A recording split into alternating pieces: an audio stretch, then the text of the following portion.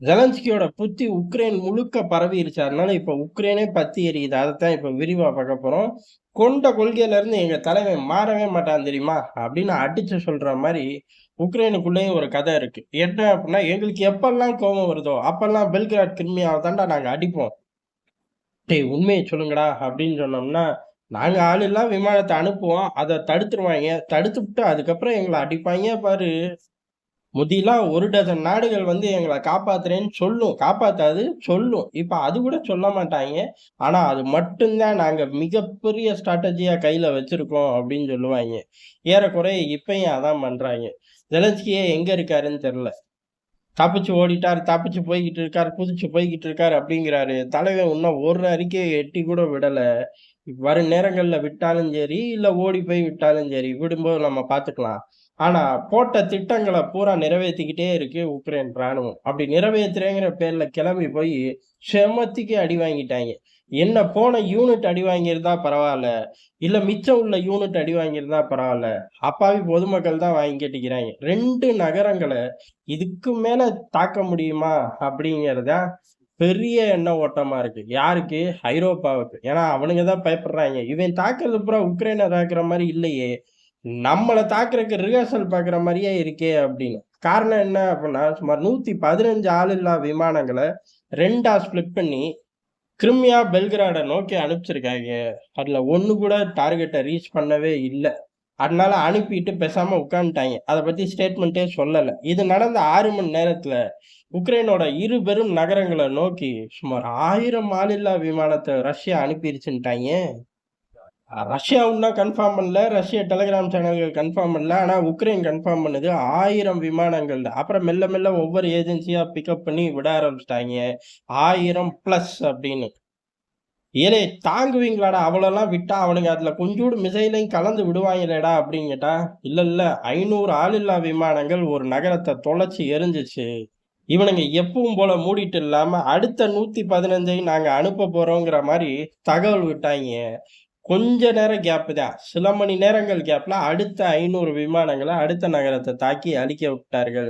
ஏறக்குறைய உக்ரைன் நகரங்கள் முழுவதுமே எந்த பக்கத்துல இருந்து ரஷ்ய ஆளில்லா விமானம் வரும் அப்படிங்கிற அச்சத்துல இருக்கார்கள். எங்கிட்டு கிடந்தோ வரட்டும், சைரன் தான் ஒலிக்குமே அப்படின்னு கேட்டா, கடந்த 2 நாட்களா சைரனே ஒலிக்கிறது இல்ல உக்ரைனுக்குள்ள. அதுதான் ஏன்னு தெரியல. இன்ன வரை அப்டேட்டே இல்ல. ஏன்டா சைரன் போடுறதுல என்னடா பிரச்சனை உங்களுக்கு? மக்கள் அலர்ட் ஆகி தொலைச்சுக்குவான்ல அப்படின்னு கேட்டா, அதுக்கான பதிலே இல்ல.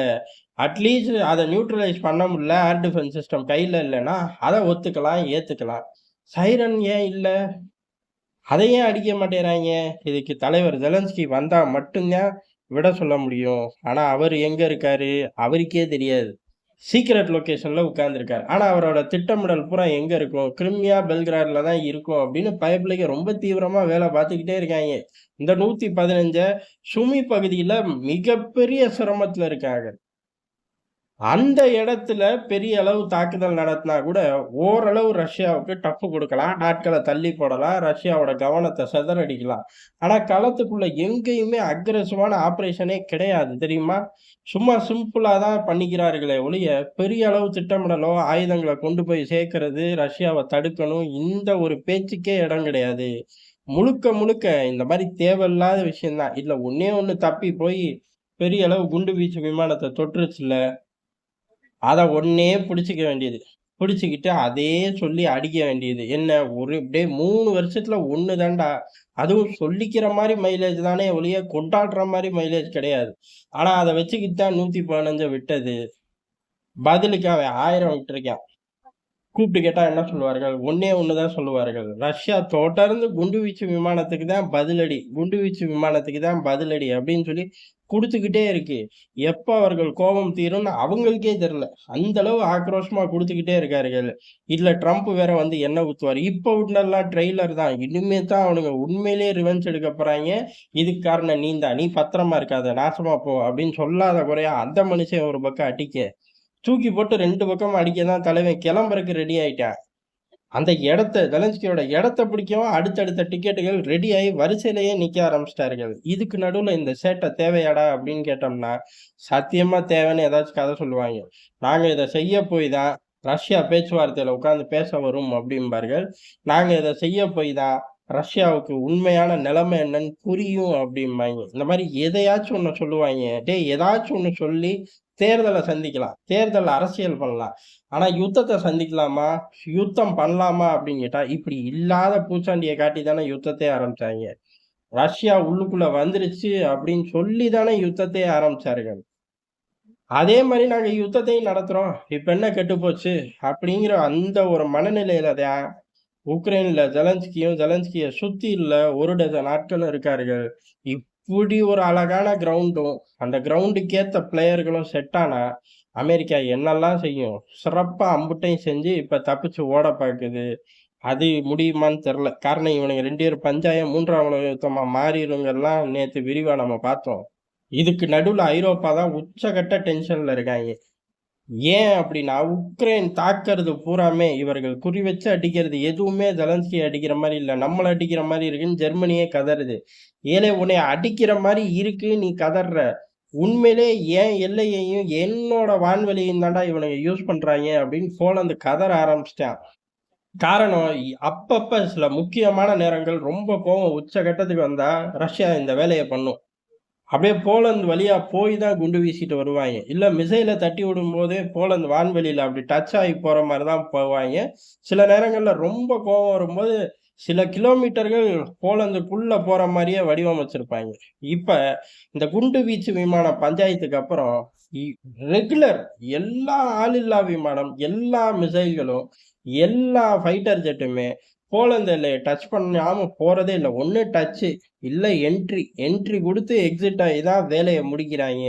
இது போலந்துக்கு பயங்கர பீதிய குடுத்துருச்சு. காரணம் என்ன அப்டின்னா, இவனுங்க இப்டி போயி "நீ மூடிட்டு இரு" அப்டின்னு சொல்றாய்ங்களா? இல்ல போம்போதே நம்மள சிக்னல்கள் மூலியமா அட்டாக் பண்ணி எல்லாம் கரெக்ட்டா இருக்கான்னு பாத்துக்கிறாய்ங்களான்னு தெரியலையேன்னு சொல்லி அலறி துடிக்க ஆரம்பிச்சிருக்காய்ங்க. அலறிக்கிட்டே போலந்து இருக்கு. ஆனா போலந்தையும் தேர்தல் அரசியல் தானே.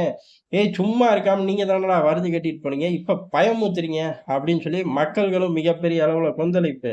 ஆரம்பிச்சு விட்ட கட்சி இன்னைக்கு வீட்ல உட்கார்ந்திருக்கு. அந்த கட்சி நான் இருந்திருந்தா இப்படிலாம் நடக்குமா? அப்படின்னு சொல்லி அவர்கள் வந்து குதிக்க, வேற வழியே இல்லாம இப்ப பொழுதன்னைக்கும் உக்ரைன்ல சைரன் தான் அடிக்கலன்னு நம்ம சொல்ட்டோம்ல.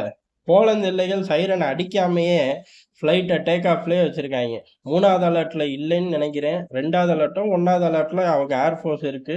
அப்பப்ப மேல ஏறி கீழ இறங்குறது தான் பொழப்பாவே இருக்கு. இது தேவையா? ஃபர்ஸ்ட்டே ஒதுங்கியிருந்தா இந்த பஞ்சாயத்து வருமா? என்னமோ உக்ரைன் உண்மையிலேயே இவர்களுக்கு அப்படியே தோஸ்திக்கின்னு பாட்டு பாடுற மாரி, வரிஞ்சு கட்டிக்கிட்டு ரஷ்ய யுத்தத்துல இறங்குனார்கள். இறங்கி கொஞ்ச காலத்துல பெரிய அளவு போலந்து ஒதுங்கிருச்சு. அதுலலாம் ஒண்ணும் தப்பு சொல்ல முடியாது. அந்த ஆரம்பிச்ச குரூப்புகள் தேர்தல்ல தோத்ததுக்கு அப்புறம் போலந்து விலகியாச்சு. அதுக்கடுத்து உக்ரைனோட அக்ரிகல்ச்சர் ப்ராடக்ட் எல்லாம் பேன் பண்ணி பெரிய அளவு நாங்க கெத்து, ரஷ்யா உள்ள, உக்ரைன் உள்ள நடுநிலை, இப்ப ரஷ்யா பக்கம் அப்படின்னு வாசிச்சு தள்ளி தான் இருக்காய்ங்க. இருந்தாலும் ரஷ்யா நம்புற மாரி இல்ல. விடுற மாரி கிடையாது.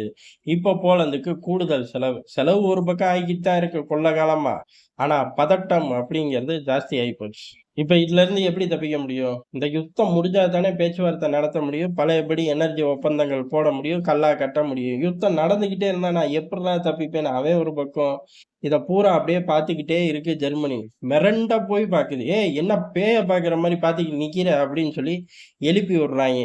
ஏன்? எல்லாரும் ஒண்ணு சேர்ந்து தானே ஐரோப்பிய யூனியன்ல பேசணும். இப்படி ஆளாளுக்கு ஒரு பக்கம் போலந்து பயப்பட, ஒரு பக்கம் ஜெர்மனி அப்படியே பேய பாக்குற மாரி பாத்துக்கிட்டு நிக்க, பிரான்ஸ் ஆளையே காணோம். "ஏலே உங்களுக்குள்ள பேசிட்டு முடிவு பண்ணிட்டு வாங்க. நான் இன்னமும் வீட்டுக்காரம்மா அடிச்ச சப்ஜெக்ட்ல இருந்தே என்னைய வெளியில எடுக்க மாட்டேங்கிறாய்ங்க. அதே சப்ஜெக்ட்டுக்குள்ள வச்சுக்கிட்டு அடம் பிடிக்கிறாய்ங்க. அதனால நான் அத முடிச்சுட்டு வரேன்னு" அவரு மேக்ரான் அவர் பங்குக்கு தனியா ரவுண்ட் அடிச்சுக்கிட்டு இருக்காரு. இதுக்கு நடுவுல தான் தலைவன் காணாம போன அப்டேட்டும் வருது. தலைவன் பெல்கிராட், கிரிமியா பக்கம் செஞ்ச சேட்டைகளும் வெளியில வருது. கூடவே ரஷ்யா சிதறடிச்சதும் வருது. அவர்கள் இன்னமும் அக்யூரேட்டா வந்து சொல்வார்கள். 1000 என்ன அப்படிங்கிறது ஆளில்லா விமானமா? மிசைலா?